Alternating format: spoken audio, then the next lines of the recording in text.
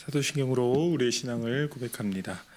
나는 전능하신 아버지 하나님 천지의 창조주를 믿습니다. 나는 그의 유일하신 아들 우리 주 예수 그리스도를 믿습니다. 그는 성령으로 잉태되어 동정녀 마리아에게 나시고 본디오 빌라도에게 고난을 받아 십자가에 못 박혀 죽으시고 장사된 지 사흘 만에 죽은 자 가운데서 다시 살아나셨으며 하늘에 오르시어 전능하신 아버지 하나님 우편에 앉아 계시다가 거기로부터 살아있는 자와 죽은 자를 심판하러 오십니다. 나는 성령을 믿으며 거룩한 공교회와 성도의 교제와 죄를 용서받는 것과 몸의 부활과 영생을 믿습니다. 아멘. 찬송가 505장 온 세상 위하여 다 함께 찬양하겠습니다. 찬송가 505장입니다.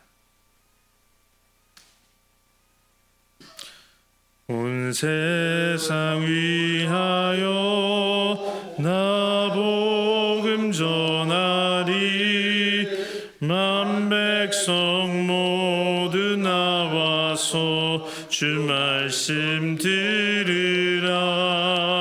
죄 중에 빠져서 헤매는 자들아 주님의 음성 듣고서 너 구원받으라. 전하고 기도해 매일 증인 되리라. 세상 모든 사람 다 듣고 그 사랑 알도록 온 세상 위하여 이 복음 전하리. 저 죄인 회개하고서 주 예수 믿으라. 이 세상 구하려 주 돌아가신 것 나 증거하지 않으면 그 사랑 모르리. 전하고 기도해 매일 증인 되리라. 세상 모든 사람 다 듣고 그 사랑 알도록 온 세상 위하여 주의 임하니 주 예수 이름 힘입어 이 복음 전하자. 먼 곳에 나가서 전하지 못해도 나 어느 곳에 있든지 늘 기도 힘쓰리. 전하고 기도해 매일 증인 되리라. 세상 모든 사람 다 듣고 그 사랑 알도록. 아멘.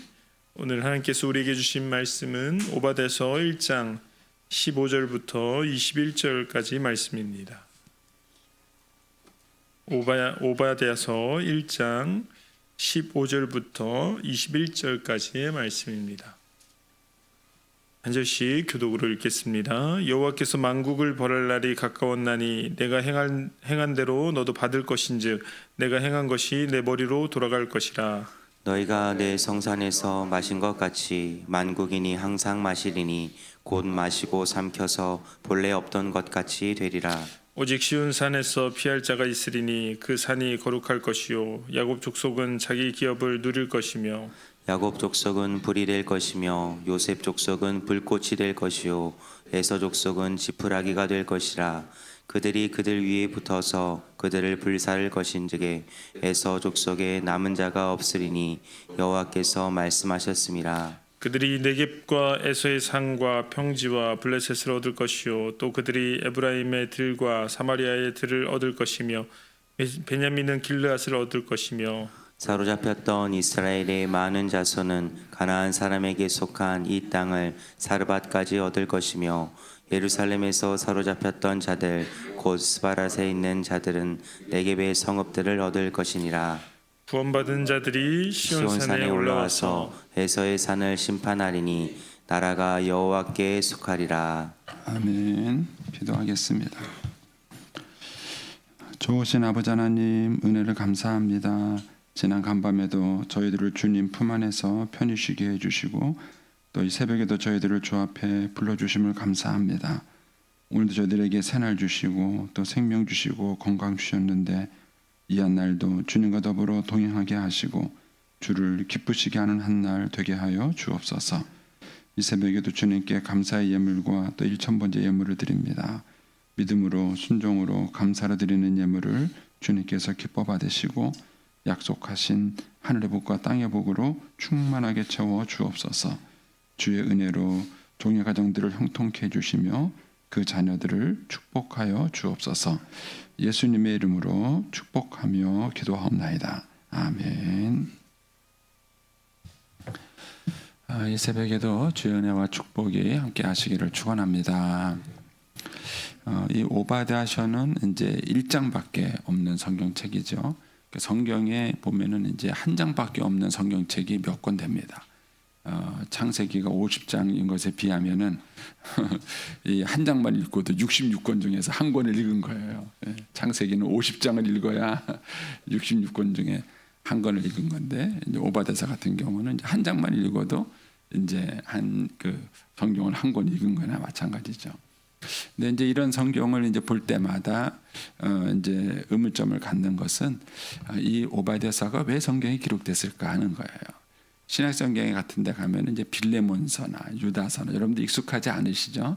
익숙하지 않으시고 또 그걸 또 본문으로 해서 설교하시는 목사님들도 별로 없으세요.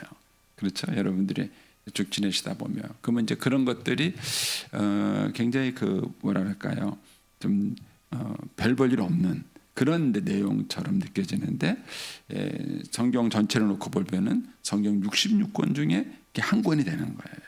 오바댜서나 뭐 빌레몬서, 유다서 이런 것들이 한 장밖에 없는데도 한 권이 되는 겁니다. 그러면 이제 이 성경에 가지고 있는 가치가 있습니다. 중요성이 있는 것입니다. 그런 면에서 여러분들이 이제 이 오바댜서를 묵상을 해주시면은 좋겠다 하는 생각이 듭니다. 특별히 이 한 장짜리 성경은 좀 더 어려운 게 뭐냐면 성경 전체의 어떤 이제 배경, 백그라운드 속에서 이 한 장이 갖고 있는 이 한 권의 성경에 갖고 있는 그 의미를 이해하셔야 되는 그런 어려움이 좀 있긴 합니다. 자, 일단은 이제 오바댜서 오늘 15절 말씀부터 이제 먼저 설명을 좀 드리겠습니다. 15절에서 16절은 하나님께서 에돔에 대한 심판을 얘기합니다. 너희가 지금은 이렇게 큰 소리 치지만 너희에게 심판이 임할 것이다 하는 에돔에 대한 심판을 얘기해 주고 있습니다. 그 다음에 이제 17절부터 이제 21절까지는 하나님께서 오히려 이스라엘은 축복하시고 에돔은 심판하시는 얘기가 나옵니다. 그래서 이제 17, 18절에는 이제 에돔이 받을 심판의 내용을 조금 더 명확하게 얘기하고요. 그 다음에 이제 19절에서 21절에는 이스라엘에게 임하는 하나님의 축복과 구원의 역사가 이제 거기에 이렇게 나와 있습니다. 여러분들이 이제 본문 내용을 잘 좀 이해하셨다고 전제를 하고 좀 설명을 좀 드려보겠습니다. 이제 저와 여러분이 인생을 살아갈 때에 나름대로 인생을 살아가는 어떤 그 모델이 있습니다. 이제 그걸 가르쳐 주는 것이 그 시대의 철학이에요. 그런데 현대 사회는 물질 만능주의가 돼서 철학과를 가는 친구가 있나요? 만약 여러분의 아들이 철학과를 간다면 찬성하시겠어요? 우리는 대부분 무슨 생각을 하냐면은 밥 굶는다고 생각해요. 철학과 가가지고 뭐 하면서 먹고 살겠냐? 이게 우리들이 갖고 있는 생각이에요. 그러니까는 철학가가 점점 인기가 없어졌습니다. 근데 원래 전통적으로 보면 학문의 꽃이 철학이에요. 모든 학문을 하는 목적이 뭐냐면은 철학이고, 철학보다 위에 있는 게 사실은 신학입니다. 학문적으로는.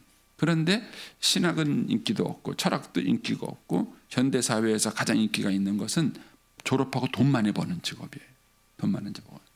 그러니까 졸업해서 돈 많이 버는 직업은 돈은 많이 버는지 모르겠지만 인생이 왜 사는지, 어떻게 사는지에 대해서는 아무도 고민하지 않는 거예요.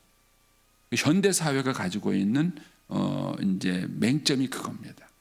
현대 사회가 세상적으로는 성공해서 큰 기업가도 되고 돈도 많이 버는지는 모르겠지만, 그다음에 인간에게 궁극적으로 오는 질문은 그거예요.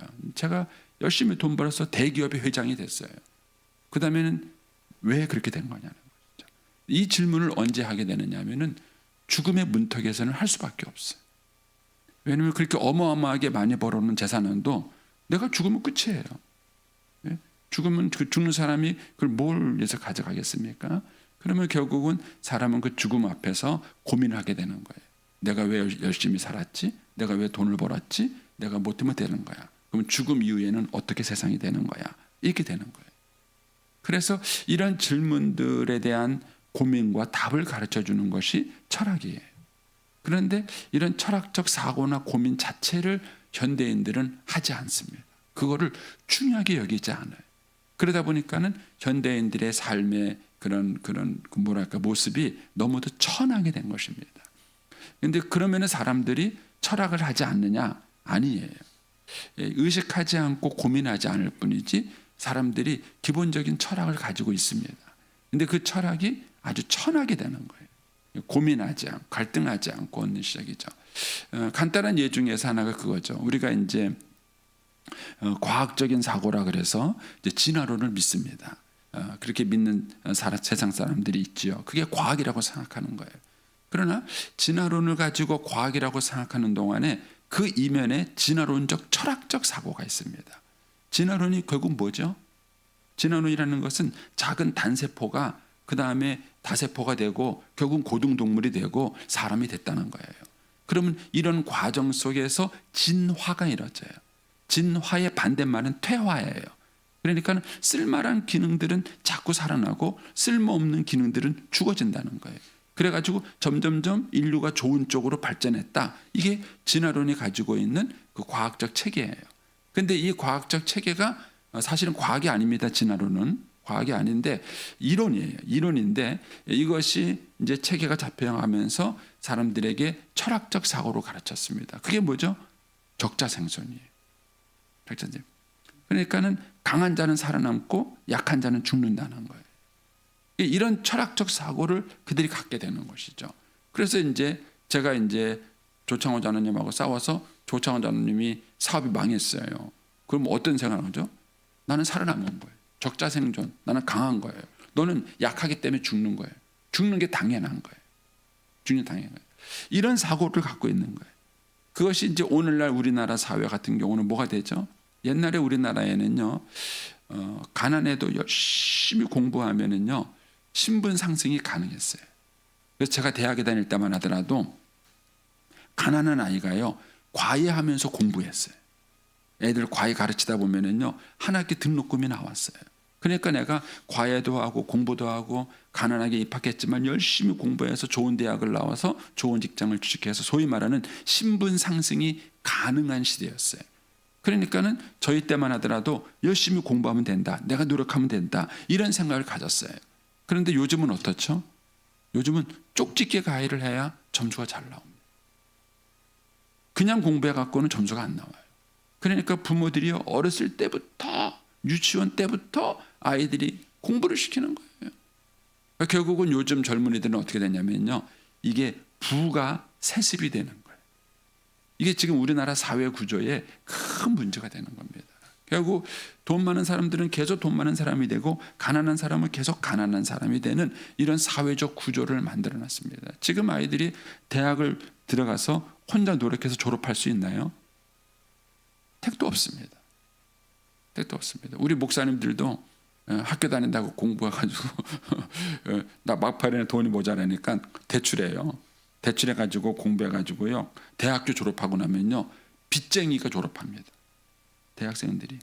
빚쟁이가 졸업해요. 그 빚쟁이가 졸업하고 나면은요. 그 다음에 이 돈을 갚아야 될 거 아니에요. 그럼 취직이라도 잘 돼야 될 거 아니에요. 근데 취직도 안 돼요, 지금. 그러니까는 아이들이 밖에 나와서 대학을 졸업하면 졸업하자마자 곧바로 불량 신용자들을 양성하는 꼴이 지금 우리나라 사회 구조가 돼버리고. 근데 부모 잘 만난 아이들은 처음부터 좋은 환경에서 공부해가지고 돈 걱정 안 하고 좋은 대학 나와가지고 유학도 갔다 와가지고 또 그 아이들이 사회적 좋은 위치에 가는 거예요. 사회가 이런 식으로 이제 가게 되면은 결국은 폭동이 일어나게 됩니다. 이건 인류 역사에서 이미 증명이 된 거예요. 공산주의 혁명이 일어난 것이 이런 구조에서 일어나게 된 것입니다. 근데 이런 것들에 대한 밑바닥에 깔려진 철학이 뭐냐면은 진화론적인 철학인 거예요. 예. 그러니까는 결국 실력 있고 능력 있는 사람은 살아남고 실력이 없는 사람들은 도태해서 죽을 수밖에 없다. 그러니까는 네가 망하는 것은 실력이 없기 때문이다. 이런 논리가 되는 거예요. 그 사람들이 이런 의식과 구조 속에서 살아가게 되면요, 얼마나 치열하게 살겠습니까? 그리고 이제 이런 의식과 구조가 점점 발전된 것이 뭐냐면 노인 학대예요. 늙으면 필요 없는 거예요. 적자 생존의 원리에 의해서 늙은 사람들은 도태돼야 돼요. 죽어야죠. 이게 이 진화론적 철학이 갖고 있는 무서운 사고예요. 그러니까는 젊은 애가 중고등학교가 그랬나요? 젊은 애들이 할머니를 때리는 거예요. 이게 상상이나 할 수 있는 얘기입니까? 담배 사오라고 할머니를 때리고 걷어차는 이것이 적자생존의 원리니까 가능한 거예요. 나는 힘이 있으니까 너 때린다 이거예요. 힘이 없는 너는 맞아라 이거예요. 이런 어떤 사고와 철학적 구조가 세상을 지배하게 되면은요, 세상은 전쟁터가 되는 것입니다. 제가 설명을 잘했나 모르겠어요. 이 잘못된 철학과 사고와 구조가 이 세상을 얼마나 공포스럽고 무섭게 만드느냐는 것입니다. 그래서 올바른 철학적 사고와 인생관을 갖는다는 것은 굉장히 중요해요. 굉장히 중요해요. 근데 저와 여러분이 성경에서 배우는 것이 뭐냐면은 어떻게 인생을 바르게 살아가는가 하는 문제인 거예요. 근데 하나님께서 꿈꾸시는 세상, 그것이 이제 구약 성경 전체에 나오는데 그거를 제사장 나라라 그래요. 제사장 나라와 비교되는 게 뭐냐면은 제국주의예요. 이 제국주의는 철저하게 적자 생존의 원리에 의해서 움직이는 나라예요. 힘이 있으니까 다른 나라를 점령하는 거고 다른 나라를 점령해서 그 나라를 빼앗는 거예요. 그래서 그 나라를 빼앗아서 자기의 제국을 운영하는 게 이 제국주의에 갖고 있는 원리예요. 근데 이 제국주의와 반대되는 개념이 뭐냐면은 하나님의 나라예요. 근데 이 하나님의 나라는 어떤 나라냐? 힘이 있다고 자기를 위해서 쓰면 안 되는 나라예요. 힘이 있다고 자기. 그래서 이제 구약 성경에 보면은 우리가 밭에 곡식을 거둘 때 어떻게 돼요? 이삭을 흘려야 돼요. 그래서 가난한 사람이 이삭이라도 죽고 먹을 수 있게끔 배려를 해야 되는 거예요. 그래서 곡식을 추수할 때도 밭 구석까지 다 추수하면 안 돼요. 7년에 한 번씩 땅을 쉬게 해줘야 돼요. 농사 짓는 분은 아시겠지만은 땅이 쉰다 그래서 곡식이 안 자라는 게 아니에요. 거기서 또 곡식이 자라요. 근데 그거를 추수하면 안 돼요. 그거는 없는 자와 가난한 자들을 위한 거예요. 그러니까 구약 성경에서 하나님은 철저하게 심은 내 것이 아니에요. 그것은 하나님이 나에게 주신 축복이고 다른 말로 표현하면 빚이고 다른 말로 표현하면 사명이에요. 이게 성경에서 기본적으로 우리에게 가르쳐주는 생각이에요. 그런데 이스라엘 백성들이 하나님을 경외할 때는 이 말씀대로 사는 거예요. 근데 이스라엘 백성들이 하나님께 불순종할 때는 자기 욕심대로 사는 거예요. 그 자기 욕심대로 사는 게 뭐죠? 힘을 가지고 가난한 힘없는 사람을 학대하는 거예요. 그것이 이제 잘못된 삶을 사는 거예요. 그런데 이 오바댜서는 바로 이스라엘 백성들이 하나님의 뜻에 정반대로 산 것을 보여주는 거예요. 그래서 이 오바댜서는 에돔에 대한 심판이에요. 근데 에돔은 이스라엘의 형제 국가죠. 에서와 야곱. 그래서 에서의 후손이 바로 이 에돔 족속이에요. 근데 이 오바댜서가 기록된 시기가 언제냐? 바벨론에 의해서 이스라엘이 패망할 때 이 오바댜서가 기록된 걸로 추정을 해요. 그럴 때 이 이스라엘 백성들이 패망할 때 형제 국가인 이 오바댜가 오히려 이스라엘의 패망을 기뻐한 거예요. 기뻐하고 돕는 게 아니라 이스라엘의 패망을 더 옆에서 부추기는 그런 역할을 한 것입니다. 그것을 하나님께서 책망하시는 거예요. 그럼 하나님이 왜 에돔을 책망하시느냐 하는 거예요. 에돔을 왜 책망하느냐 했을 때 그 에돔이 자기 이웃에 대한 빚과 사명을 망각했기 때문에 그런 거예요. 그리고 에돔이 이렇게 망각한 이유가 뭐냐면은 그들이 가지고 있는 심 때문에 그래. 교만함 때문에 그래.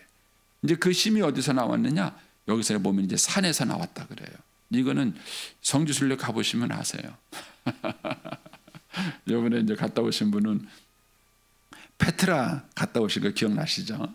그 페트라를 생각하시면 돼요. 페트라 같은 데 가면요. 그 지형 자체가 절대로 외적이 침입할 수 없어요. 지형 자체가 이렇게 조그만 골목길을 이렇게 들어오도록 돼 있어요. 거기를. 들어오되는데 생각해서 군대가 그렇게 일렬로 들어오면은 다 죽는 거예요. 뭐 이쪽에서 놓고 요즘 같으면 기관총으로 그냥 부르르 갈려버리면은요 오는 순서로 죽는 거예요.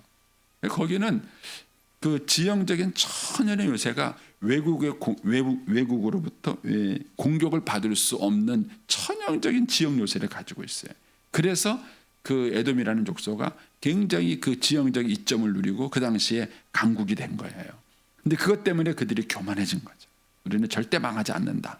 이런 교만한 마음을 갖게 된 거고 그 교만한 마음이 이 형제 국가인 야곱의 패망을 오히려 기뻐하는 그런 상황이 된 것입니다. 근데 그거를 하나님이 책망하시는 거예요. 한마디로 말하면은 이웃에 대한 배려와 사명을 돌보지 않은 것에 대해서 하나님은 책망하신 것입니다. 여러분들이 가지고 있는 것이 이웃교회에 대한 사명이 있다고 생각하시나요? 하나님이 나에게 건강을 주신 것, 하나님이 나에게 축복함을 주신 것, 하나님이 내 가정에 평안함을 주신 것, 이것이 내가 잘해서 그런 건가요? 내가 똑똑해서 그런 건가요? 내 능력을 얻은 건가요? 내 노력을 얻은 건가요?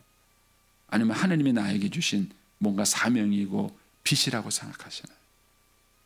이거를 어떤 관점으로 어떻게 보느냐에 따라서 달라지는 거예요.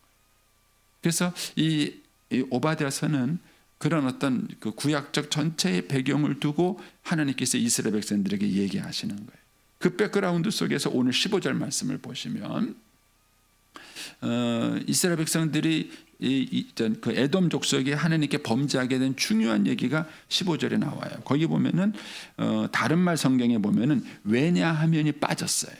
근데 이거는 개역 개정판이 이제 빠뜨린 거예요. 키라는 그 히브리어가 있어요. 근데 그거를 번역하지 않았어요. 개역 개정판은. 근데 다른 번역판에는 이것이 번역이 되어 있어요. 왜냐하면 하고 이제 번역이 되어 있습니다. 그러니까는 하나님께서 이 앞에 에돔 족속에 대한 그 심판을 얘기하세요. 너희가 왜 그렇게 야곱을 망하는 것을 방조하면서 너희가 그렇게 했느냐 하고 책망을 하시는데 그러면서 이제 왜냐하면 하면서 얘기하세요. 왜냐하면 여호와께서 만국을 벌할 날이 가까워 왔기 때문이다. 이것이에요. 이것 때문에 교회는 진화론이 아닌 거예요. 만약에 이 땅의 삶을 사는 것만이 전부라면 말 그대로 적자생존이고 진화론이고 양육강식이에요.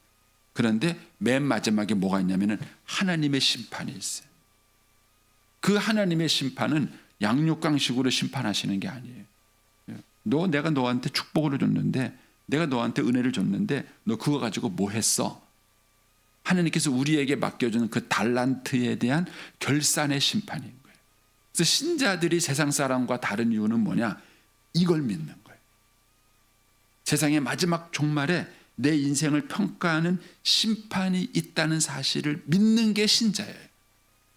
그런데 제가 목회를 해보니까 이 심판에 대한 의식을 갖고 살아가는 신자들이 의외로 적어요. 여러분들은 그 생각을 하시나요?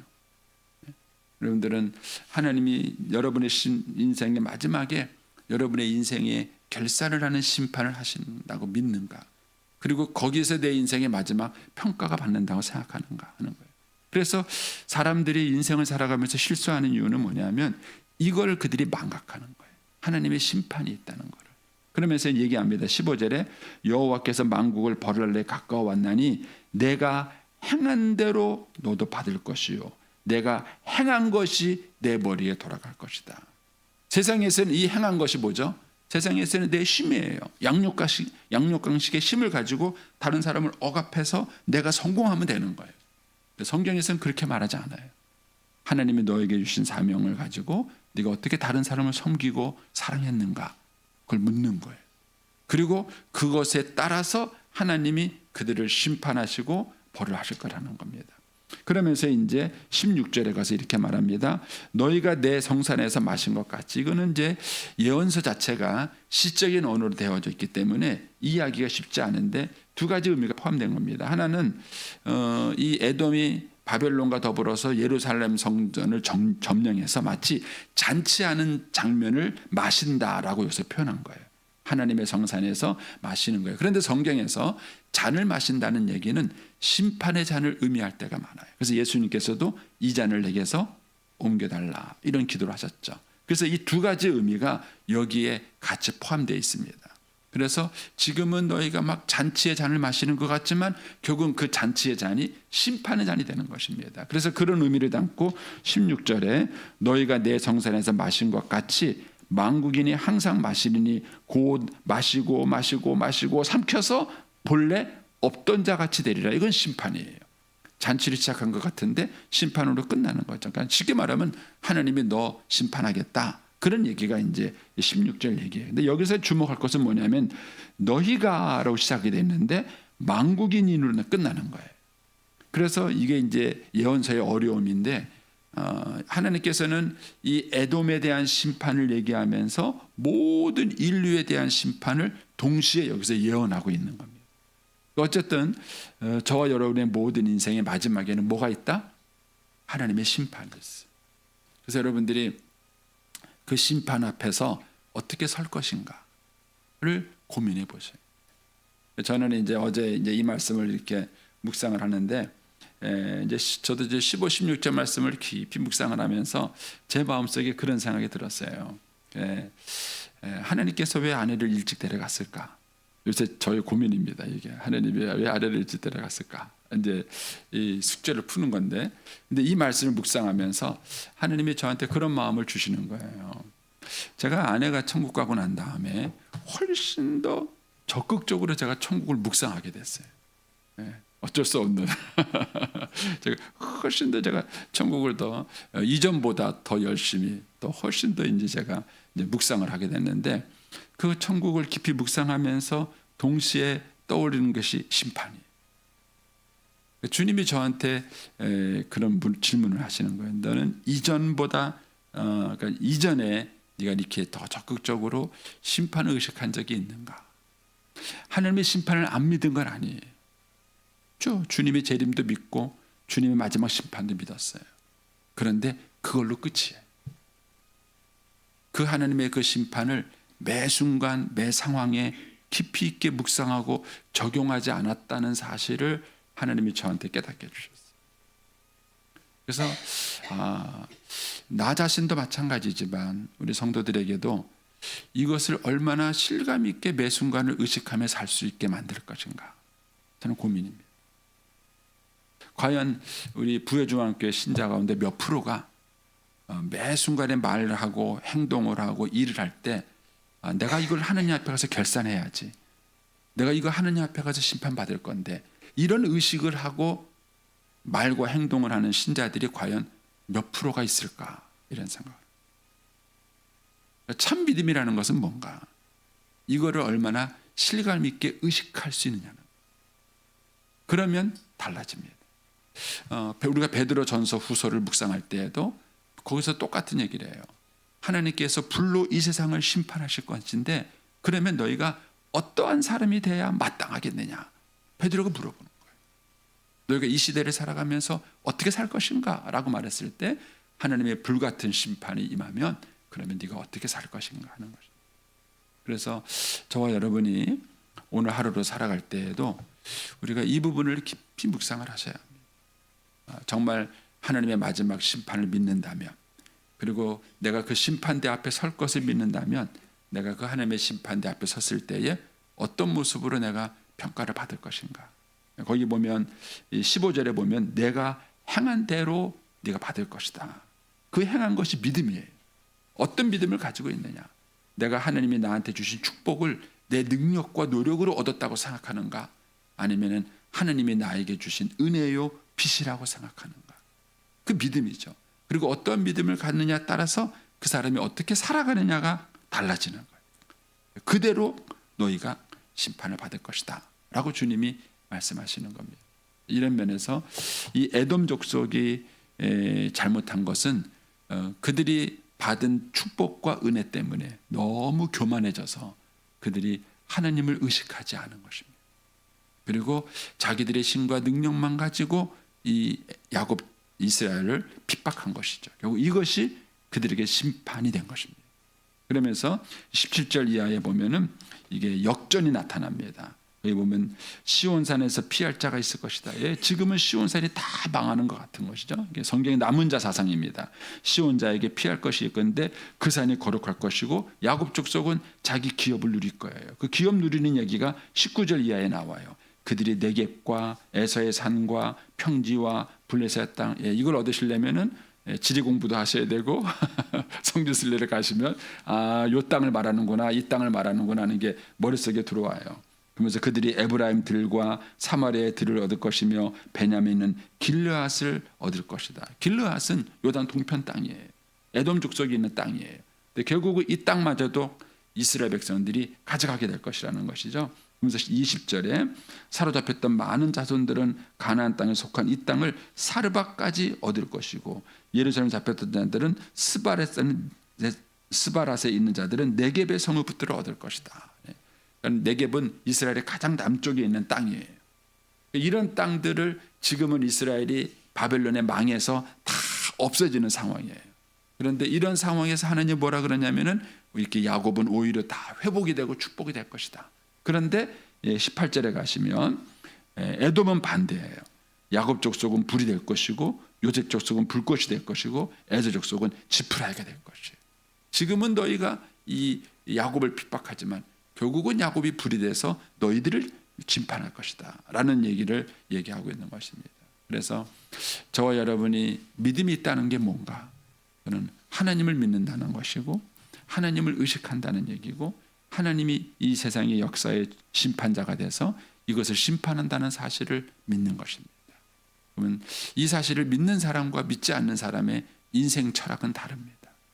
저와 여러분이 오늘 한 날도 어떤 모습으로 살아가는가, 그것이 저와 여러분의 믿음의 모습이 될 것입니다. 이 한 날도 주님과 더불어 동행할 수 있게 되기를 축복합니다. 기도하겠습니다.